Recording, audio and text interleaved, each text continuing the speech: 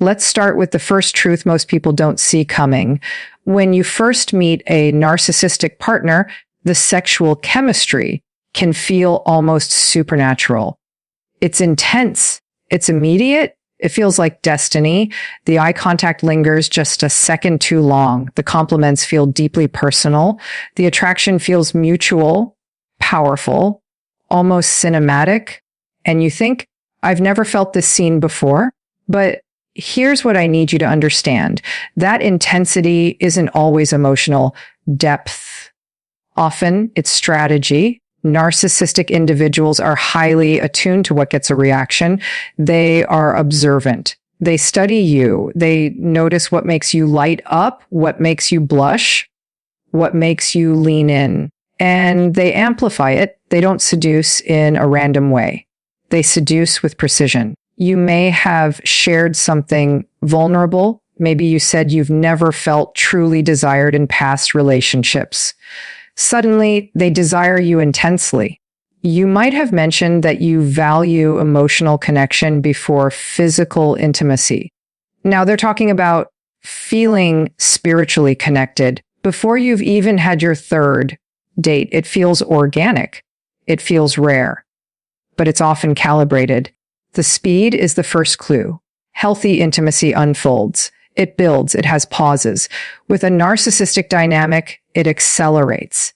The texting becomes constant. The compliments become extravagant. The sexual tension escalates quickly.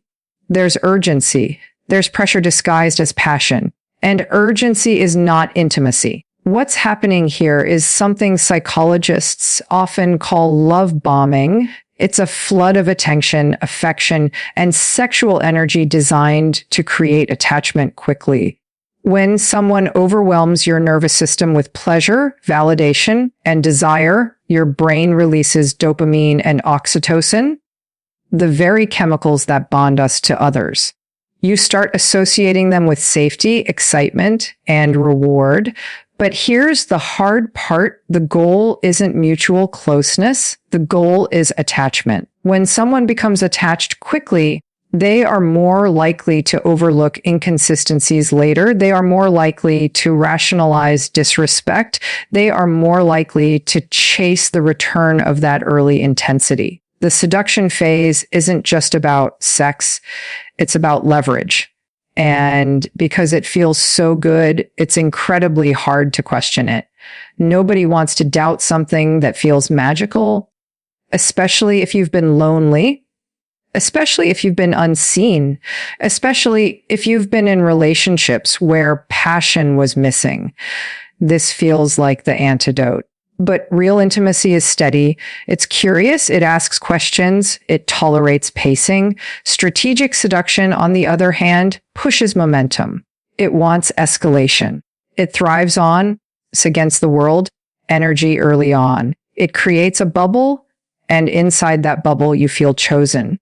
That feeling of being chosen is powerful.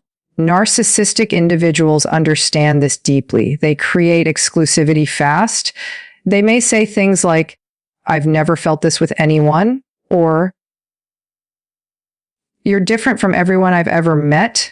Those statements are intoxicating. They make you feel special. And when sexuality is layered on top of that, intense eye contact, passionate encounters, constant validation, the bond forms rapidly.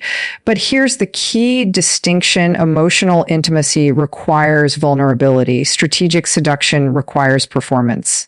When someone is strategically seducing you, they are focused on impact. How do I keep them hooked?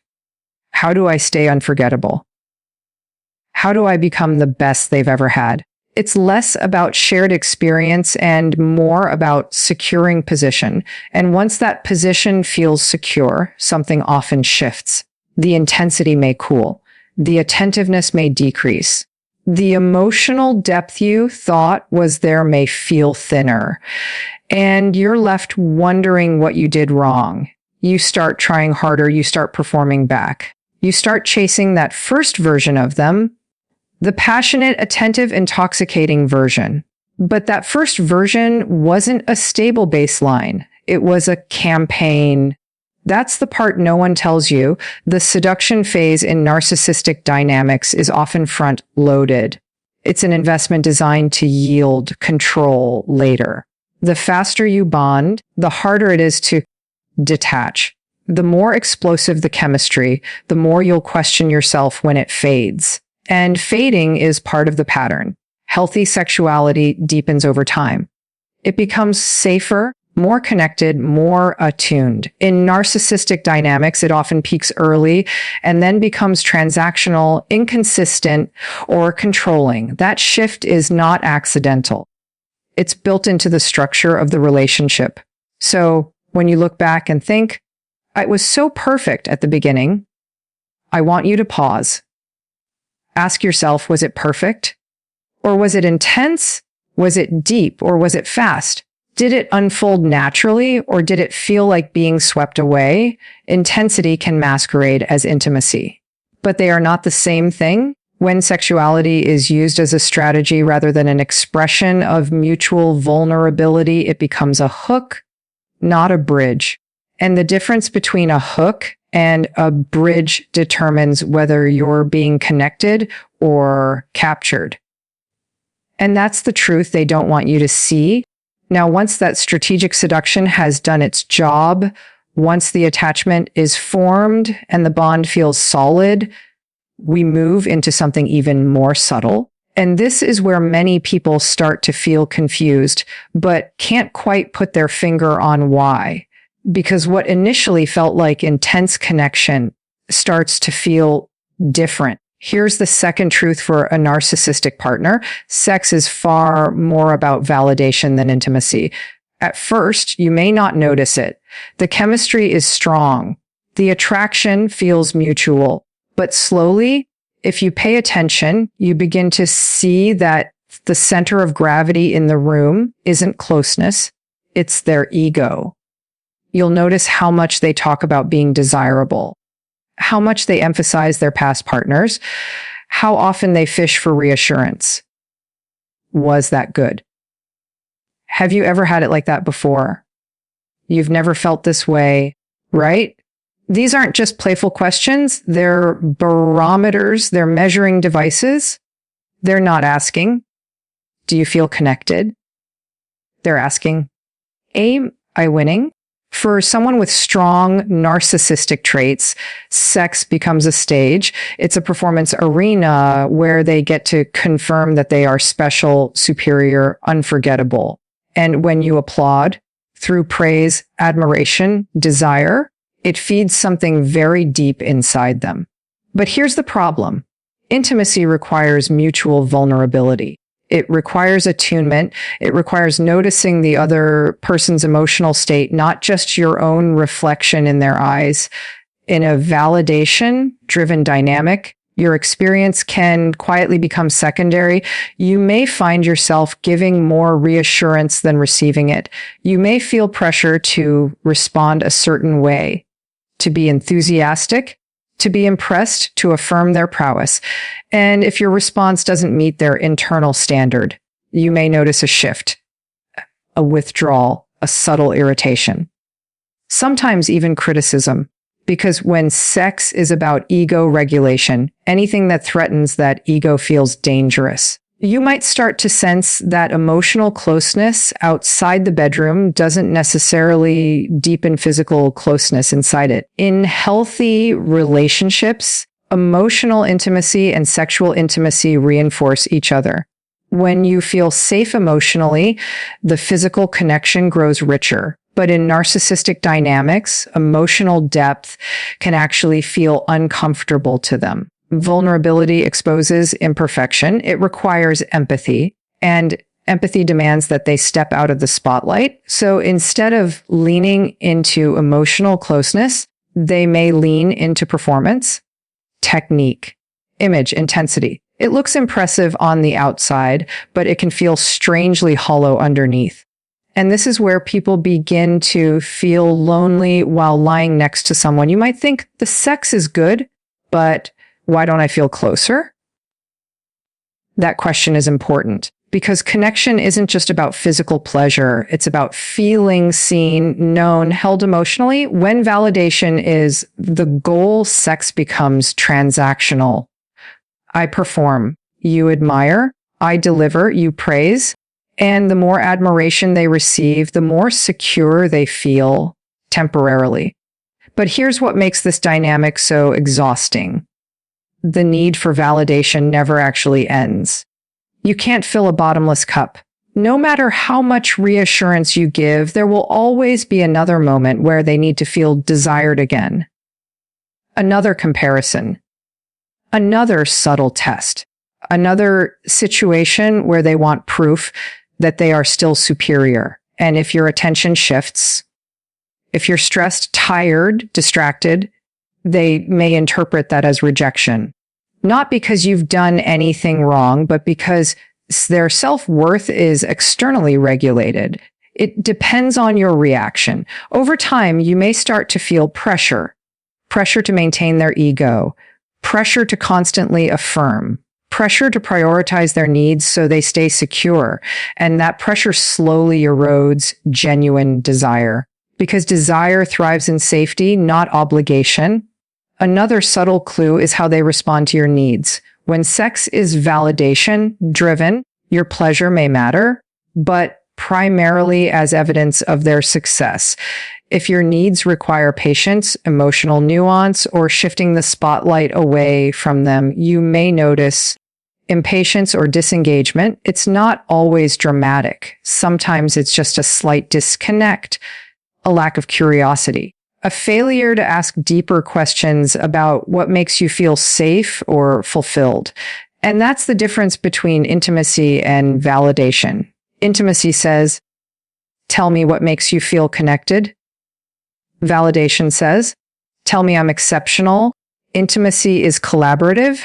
Validation is self-focused.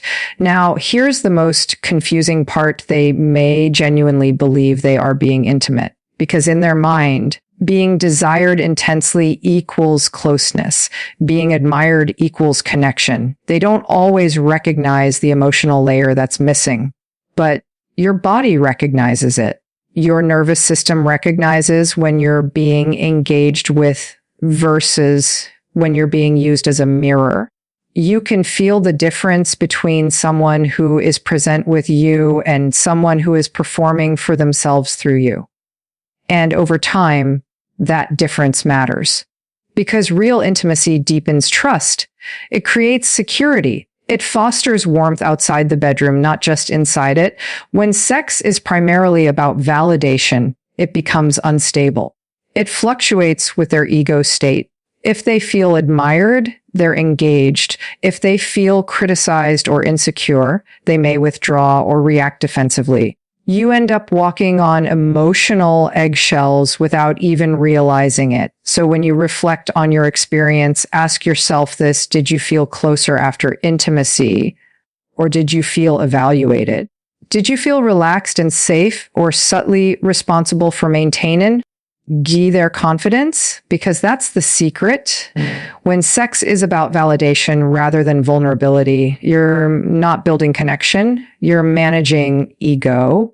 And you cannot build lasting intimacy on applause alone.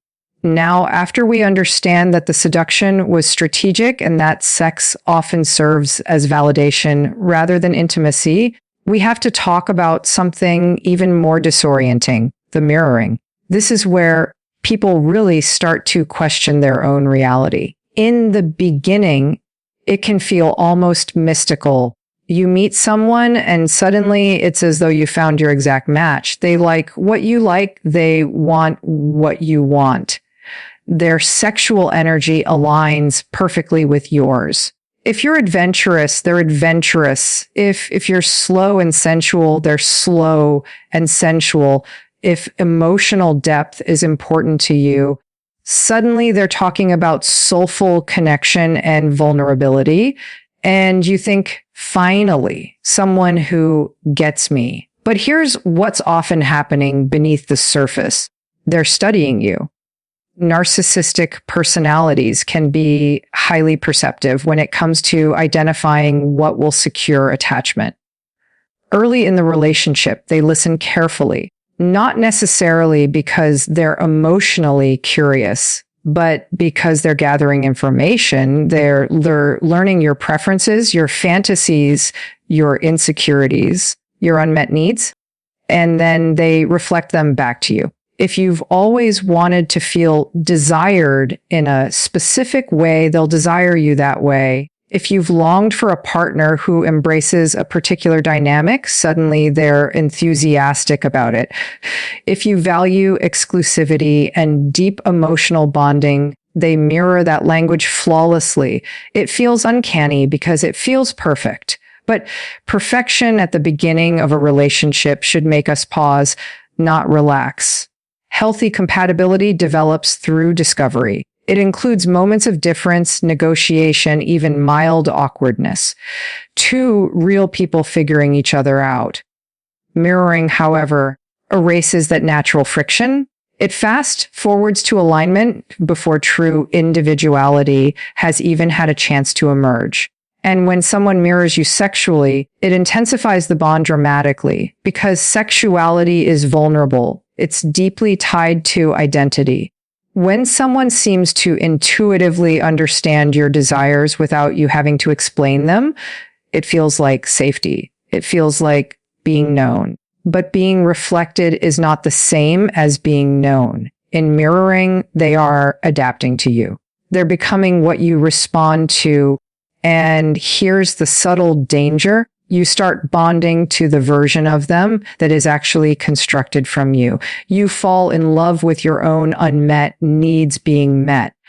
That's powerful, and it's why the attachment forms so quickly. But mirroring requires constant performance. It's not sustainable. Over time, maintaining that perfectly aligned persona becomes exhausting, especially if it was never authentic to begin with. And eventually, cracks appear. You might notice inconsistencies. Interests they once claimed to share suddenly disappear. Sexual preferences shift without explanation. The emotional language they once used fades away. And you're left thinking, wait, where did that person go? The painful truth is that person may never have existed in a stable way. Mirroring is a bonding strategy. It accelerates closeness. It builds trust quickly. But it's built on adaptation, not authenticity. And when authenticity finally starts to surface, when their true preferences, limitations, or self-centered tendencies show, it can feel like betrayal, not because people aren't allowed to evolve, but because the foundation feels shaky. You start wondering if you imagined it all, if you exaggerated the connection, if you somehow misread the chemistry. But you didn't misread it. You experienced what was presented to you. The issue is that what was presented was curated. And here's another layer that makes this even more complex. Sometimes the mirroring isn't entirely conscious. Individuals with strong narcissistic traits often lack a stable sense of self. They may genuinely shift in different relationships because their identity is externally regulated. They become what secures admiration and attachment. So the person you met may have sincerely embodied those traits at the time, but only because they were anchored to your approval. Once the relationship stabilizes and your admiration feels secured, the motivation to maintain that mirror weakens. And that's when you start seeing divergence. This is where confusion turns into self-doubt. You might try to reintroduce the old dynamics, remind them of things they used to say or do. You might even question whether you changed somehow. But what's happening isn't about you changing. It's about the mirror fading. Real intimacy involves two stable selves choosing each other. Mirroring involves one unstable self adapting to secure attachment. Those are very different foundations. And when sexuality is involved, the impact is amplified because sexual compatibility feels so personal, so identity driven. When that compatibility shifts unexpectedly, it feels like rejection or like you've lost something rare. But what you lost wasn't authenticity. it was performance. So if you ever find yourself thinking, we were so perfectly aligned at the beginning, pause and ask, was it alignment or was it reflection? Was it mutual discovery or was it strategic adaptation? Because when someone mirrors you to win you, they're not revealing who they are. They're revealing what keeps you hooked. And a connection built on reflection can feel magical at first, but it was never built to last. Once you've experienced the strategic seduction, the validation-driven intimacy, and the powerful mirroring, something else begins to unfold. And this is where the dynamic often becomes destabilizing, because now intimacy itself becomes currency. In healthy relationships, sexual connection is an expression of closeness. It ebbs and flows naturally. It reflects emotional safety, mutual desire, shared affection. It's not a bargaining chip. But in narcissistic dynamics, intimacy can quietly turn into a system of reward and punishment. At first, you may not notice it. You're still trying to understand the shifts. But then patterns start emerging. After a disagreement, there's distance. After you challenge them, there's coldness. After you assert a boundary, there's withdrawal.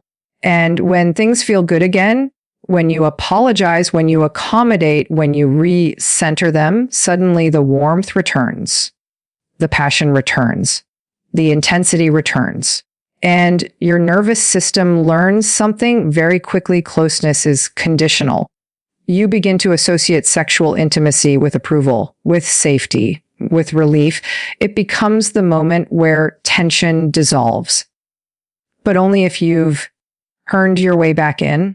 That's not connection. That's conditioning. You may find yourself overcorrecting after conflict, softening your tone, swallowing your concerns, avoiding certain topics, not because you've resolved the issue internally, but because you sense the risk of emotional or physical withdrawal. And withdrawal in these relationships can feel devastating. Because remember, the early intensity set the bar so high.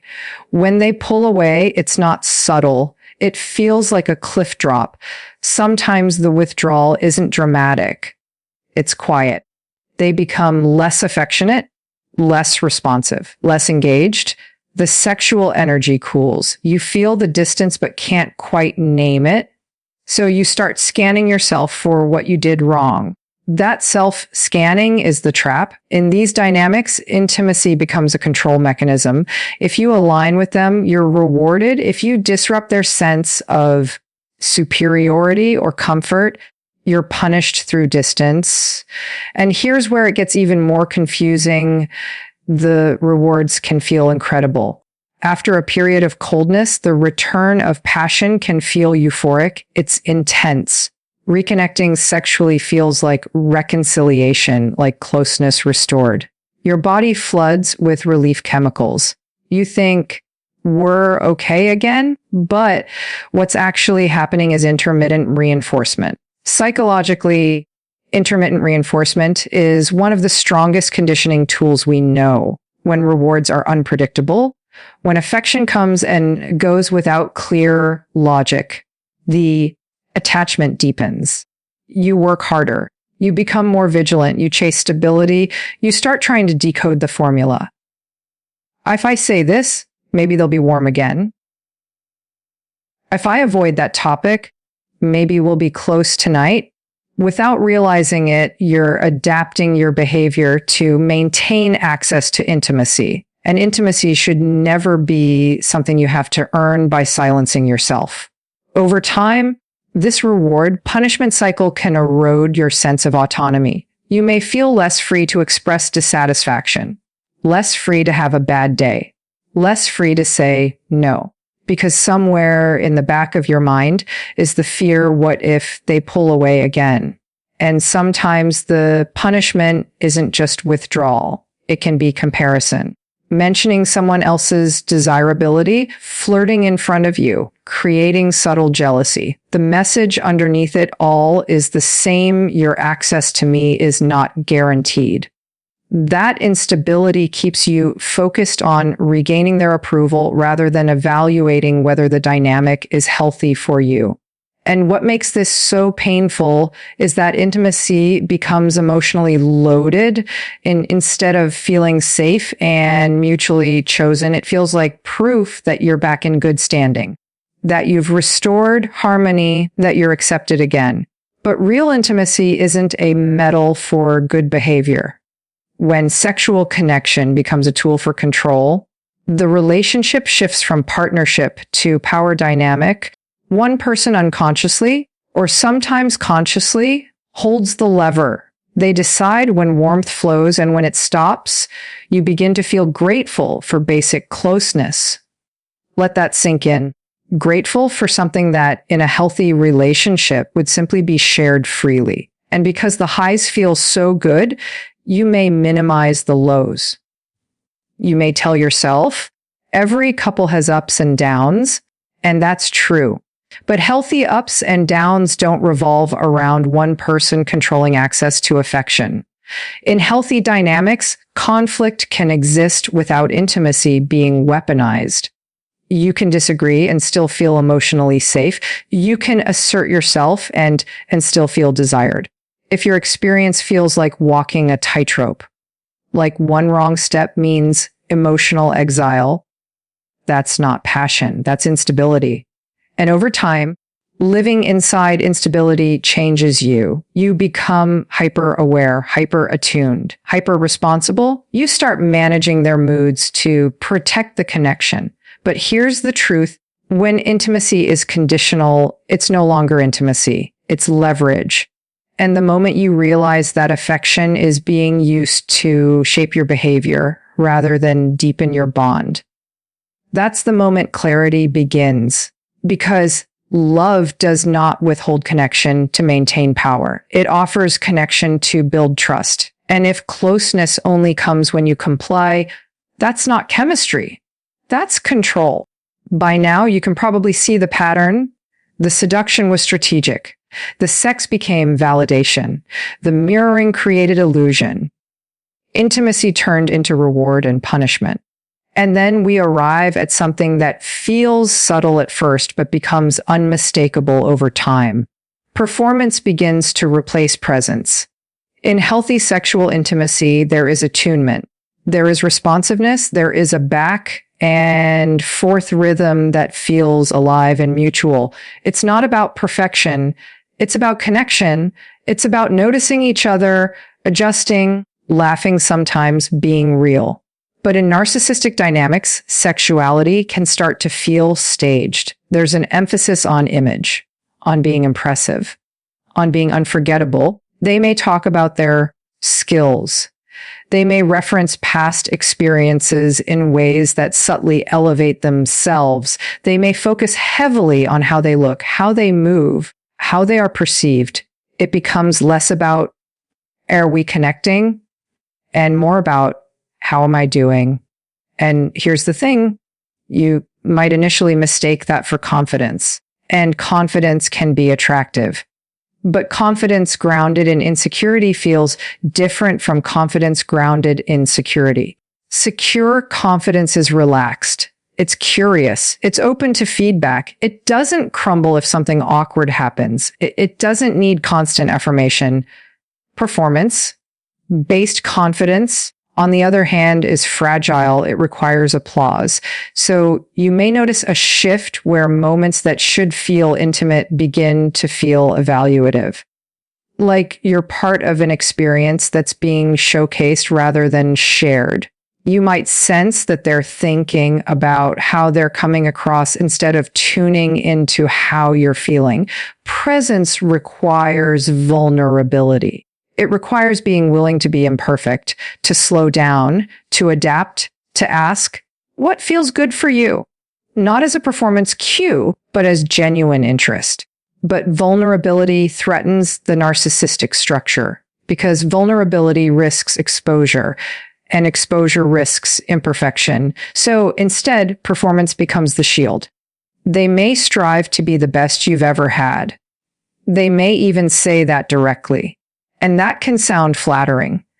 but underneath it is competition, not connection. It's about ranking, being superior, being incomparable, and competition has no place in intimacy. When sexuality becomes competitive, you start feeling like an audience member, or worse, a judge. Your reactions become data points. Your enthusiasm becomes validation. Your pleasure becomes proof of their excellence. And over time, that's exhausting because intimacy should allow you to exhale. It should allow you to be fully present in your own experience. But when someone is performing, there's pressure in the room, a subtle intensity that says, this needs to be impressive. You may also notice rigidity, a script like quality, certain patterns repeated because they've worked before, less flexibility, less curiosity about evolving together. Performance thrives on predictability, on rehearsed strengths. Presence thrives on responsiveness. And here's something people rarely talk about. When someone is focused on performance, they are disconnected from themselves too. They are managing image rather than feeling experience. So even if the encounter appears passionate, something might feel emotionally thin.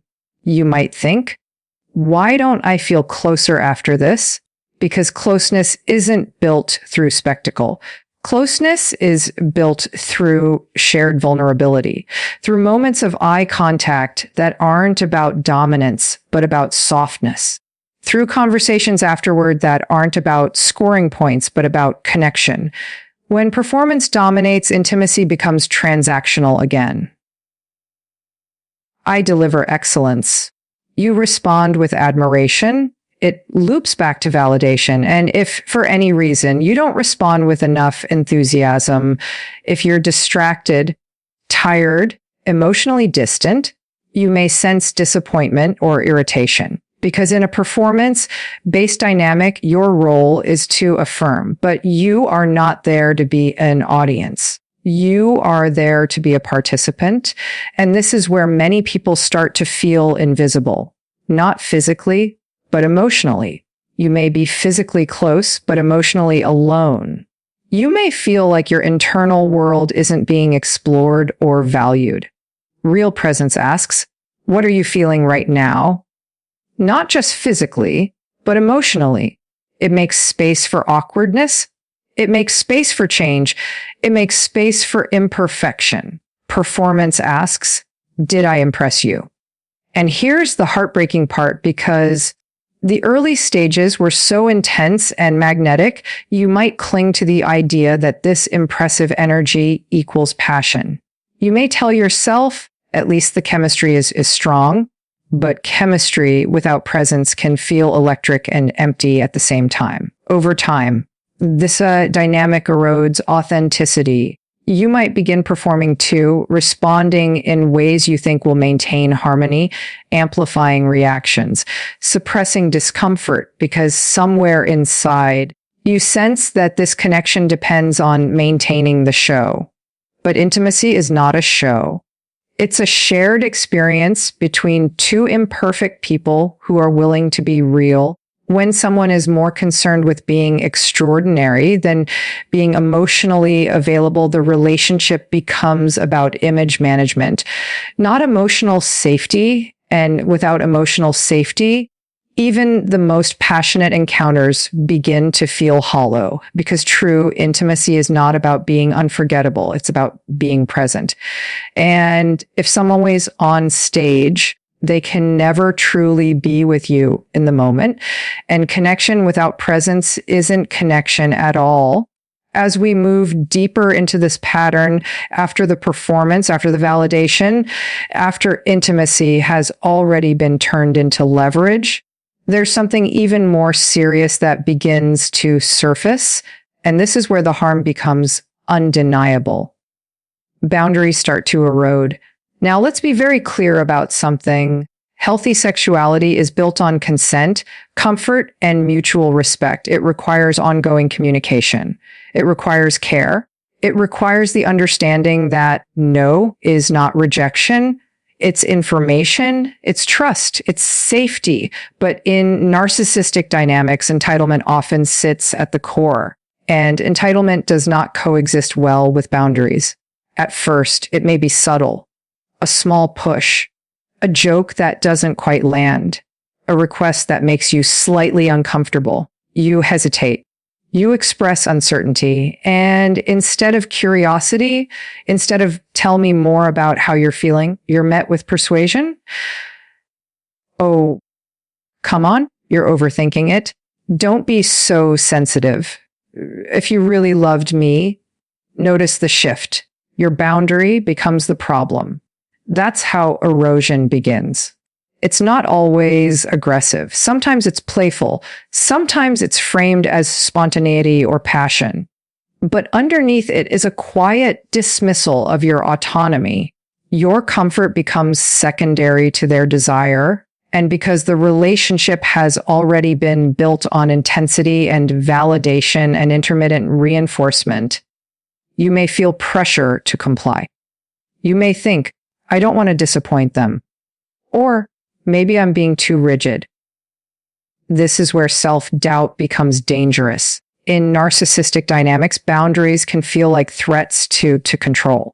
And when someone experiences your limit as an obstacle to their gratification, they may respond with irritation, sulking, guilt tripping, or withdrawal. You may notice emotional consequences after asserting yourself: coldness, distance, subtle punishment. And over time, you start preemptively lowering your boundaries to avoid those consequences. That's not consent. That's conditioning. Entitlement can also show up in the assumption that access to you is guaranteed. That because you are in a relationship, your body is automatically available. That your no requires justification. But in healthy intimacy, no one owes access ever. A secure partner understands that desire fluctuates, that moods shift, that stress impacts connection. They don't personalize every boundary as rejection. They don't turn your autonomy into an attack on their ego. But when ego is fragile, your boundary feels destabilizing. And here's another layer. Sometimes the violation isn't about pushing you into something new. Sometimes it's about ignoring what you've already communicated. Repeating behaviors you've asked them to stop. Dismissing preferences you've expressed clearly. That repeated disregard chips away at your sense of safety. You may start feeling tense instead of relaxed, alert instead of open. Your body may brace instead of soften, and that's your nervous system telling you something important. When safety erodes, intimacy cannot thrive. In some cases, boundaries aren't just ignored, they're mocked, laughed at, turned into something dramatic or prudish. And humiliation is a powerful silencing tool. If you're made to feel embarrassed for having limits, you're less likely to express them again. That's not passion. That's power.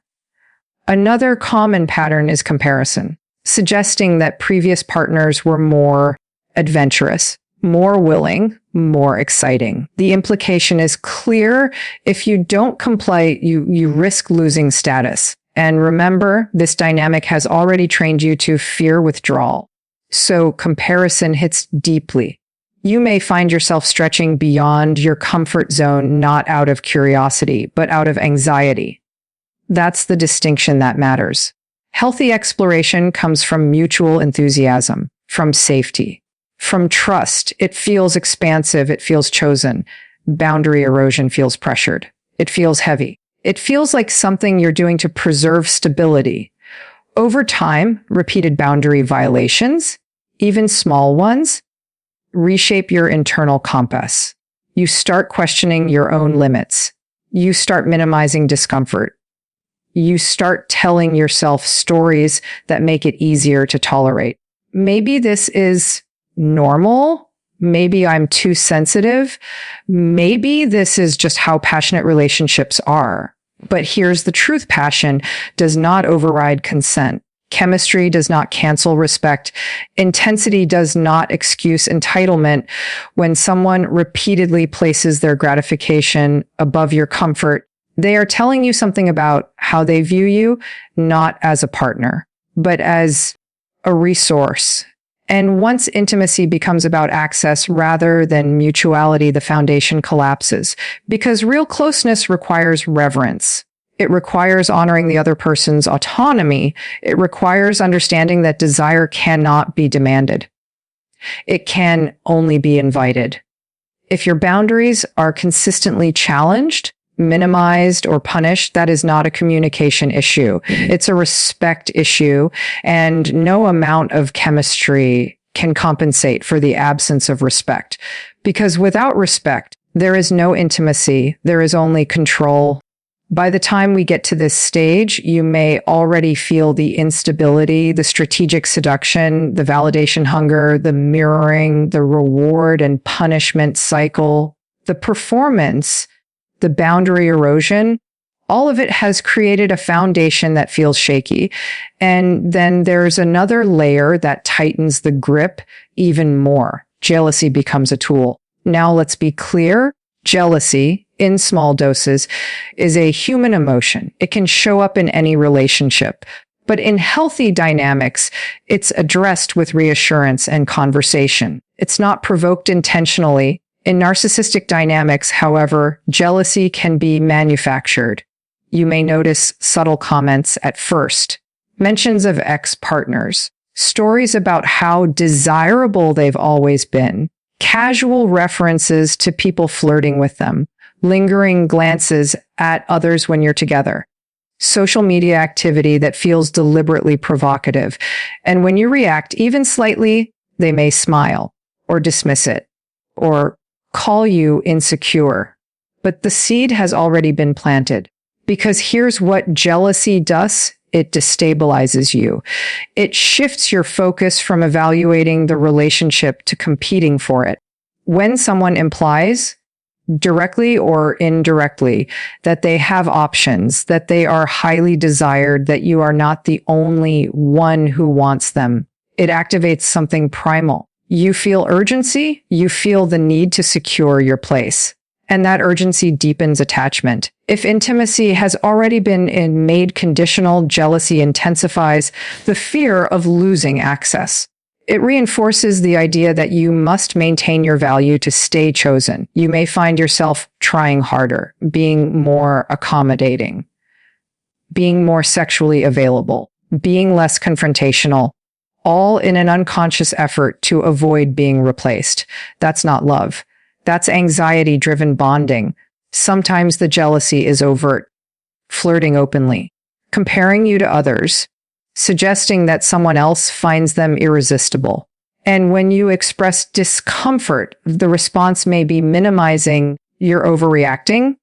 It's harmless. You should trust me." But trust cannot grow in soil where insecurity is deliberately cultivated.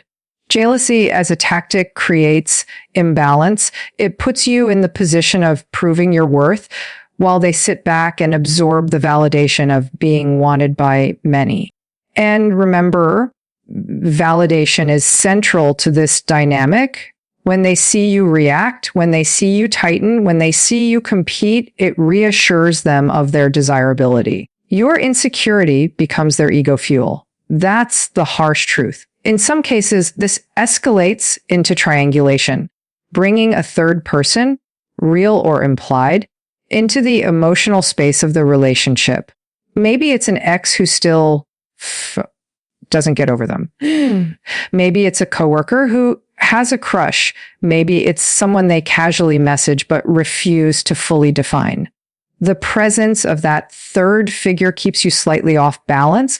And when you're off balance, you're easier to control because your energy shifts from questioning their behavior to preserving your position. You may start asking yourself, what do they see in that person? Am I not enough? Should I change something? Notice how quickly your self-worth becomes the focus. That's the trap. Jealousy tactics create scarcity. and scarcity increases perceived value. If you believe you might lose something rare, you cling tighter. But here's what healthy love does not require: competition. You should not feel like you are auditioning to remain in your own relationship. You should not feel like you're being compared, ranked, or subtly replaced.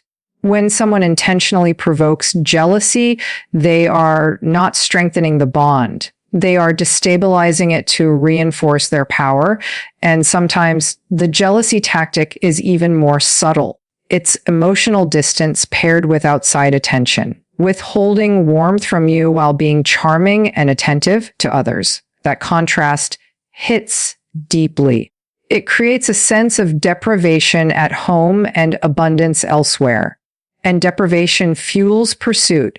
You might find yourself thinking about them constantly, wondering what they're doing, who they're talking to, whether they're thinking about you. Your nervous system stays activated, and activated attachment feels intense. It feels passionate. It feels consuming. But intensity born from insecurity is not intimacy. It's anxiety, and anxiety bonds are incredibly hard to break because every time they pull you close again, every time they reassure you just enough, the relief feels overwhelming. You think, okay, I'm safe again, until the next subtle trigger. This cycle keeps you focused outward, focused on their attention, their behavior, their options. Instead of asking the most important question, do I feel secure here? Security doesn't require guessing. It doesn't require competing. It doesn't require scanning the horizon for threats. It feels steady. When jealousy is used as a strategy, it keeps you emotionally tethered. It keeps you striving. It keeps you proving. But love does not ask you to compete for the very person who claims to choose you. And the moment you realize that your insecurity is being cultivated rather than soothed, that's the moment you begin to see the design. Because real intimacy makes you feel safe. It doesn't make you feel replaceable. And after all of this, the seduction, the validation, the mirroring, the conditional intimacy, the performance, the boundary erosion, the jealousy, we arrive at the final piece of the puzzle. The confusion. Because if there's one thing that keeps people stuck longer than anything else, it's not just the chemistry. It's not just the fear. It's the confusion. Narcissistic sexual dynamics are inconsistent, and inconsistency is addictive. One day, they are intensely present, passionate, attentive, focused entirely on you. You feel chosen, desired, special. The connection feels electric again, almost like the beginning. You think, this is it. This is the real us. And then, without warning, something shifts. They're distant, detached, distracted, critical, maybe even cold. The warmth disappears. The energy drops. You feel like you're reaching for someone who was just right there, and you can't make sense of it. Your mind goes into overdrive, trying to solve the mystery. What changed? Did I say something? Did I miss a sign? You start reviewing conversations, replaying moments, adjusting your behavior. Because the human brain craves predictability. It craves patterns. When something feels inconsistent, we try to create logic where there is none. But here's the truth. The inconsistency is the pattern. Intermittent reinforcement, unpredictable reward, is one of the most powerful conditioning mechanisms we know. It's the same principle that keeps people pulling the lever on a slot machine. If you knew you'd lose every time, you'd walk away. If you knew you'd win every time, it would lose its thrill. But when the reward comes randomly, unpredictably, that's when the attachment deepens. You keep chasing the high. And in narcissistic dynamics, the high is that early intensity, the version of them who was attentive, validating, magnetic. When that version reappears after a period of distance, it feels euphoric. It feels like relief, like hope restored. You think, see, they do care, but the warmth doesn't last. It never stabilizes, so you start living in anticipation, waiting for the good days, tolerating the bad ones because you remember how incredible it can feel when it's good. That emotional roller coaster creates trauma bonding. Your nervous system becomes hooked on the cycle of deprivation and reward. The lows create anxiety. The highs create relief, and relief feels like love. But relief is not love. Relief is the absence of distress. And when you've been distressed long enough, even a small return of warmth feels enormous. The confusion also stems from cognitive dissonance. You're holding two conflicting truths at the same time. They can be so amazing. And this feels so painful. Your mind struggles to reconcile those realities. So you start minimizing the painful parts, highlighting the passionate ones, telling yourself that every relationship has ups and downs. That may be your overanalyzing, but healthy relationships are not confusing at their core. They may have disagreements. They may have stress, but they don't make you question your worth on a daily basis. They don't make you feel like you're constantly recalibrating to maintain connection. Confusion is destabilizing, and destabilized people are easier to control. When you don't trust your own perception, you look outward for answers. And if the person causing the confusion is also the one occasionally relieving it, you become more dependent on them. That's the trap. You start believing that if you could just figure it out, say the right thing, be the right way, respond differently, the good version of them would stay. But the good version was never stable. It was part of the cycle. And here's the most painful realization. You're not confused because you're irrational. You're confused because the behavior is inconsistent. Anyone placed in an unpredictable emotional environment will feel disoriented. That's not weakness. That's biology. Your brain is trying to find safety in chaos. But safety doesn't come from decoding someone else's instability. It comes from stepping back and asking a different question. Not, how do I get them back to how they were? But why am I accepting something that keeps hurting me? Because when intimacy leaves you anxious, when desire leaves you doubting yourself, when connection feels like something you must earn, that's not passion. That's psychological entanglement. And the longer you stay inside the cycle, the more you normalize it. The more the confusion feels familiar, the more the chaos feels like chemistry. But chemistry should not feel like survival. If you walk away from this conversation remembering one thing, let it be this: intensity is not intimacy. Inconsistency is not passion. Confusion is not love. Love feels steady. And if someone keeps you guessing, keeps you chasing, keeps you questioning your own worth, that's not a secret you need to uncover. It's a pattern you need to recognize.